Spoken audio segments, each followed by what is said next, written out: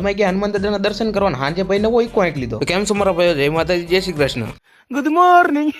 સવારમાં અમે નીકળી ગયા ભાઈ હનુમાન દાદા જવા. આજ શનિવાર હતો એટલે આ બેને પેલી દાન લઈને પછી અમે નીકળી ગયા ઘરે જવા. પછી ઘરેથી નીકળી ગયો ધંધુકા જવા, કારણ કે આજ મારે દુકાન ખોલવાની હતી. પછી ઇલેક્ટ્રિક મશીને દગો દઈ દીધો ને પછી ભાઈ મારા હાવણીથી સાફ કરવું પડ્યું આખું દુકાન. ઘર સાફ ન કરતા હોય પણ અહીંયા આવીને દુકાન સાફ કરવી પડે. શાબાશ બેટા. જી ભાઈ હવાર દીવબત્તી તો કરવા જ પડે ને. આવું છે ભાઈ અમારું નાનું એવડું મંદિર. પછી દુકાન સાફ કરીને ઘડીક બેઠો ત્યાં તો મોટી સાફ કરવા માંડ્યો એની દુકાન. પછી બપોર ચડી ગઈ, હું નીકળી ગયો ઘરે જવા. નિશાળિયા છૂટી ગયા, સ્વામી ભાઈ બસ ની બહાર નીકળતો. તમે બસ માં જતા હોય તો આવી રીતે બહાર નો નીકળતા ને ગોબા ઉપડી જશે.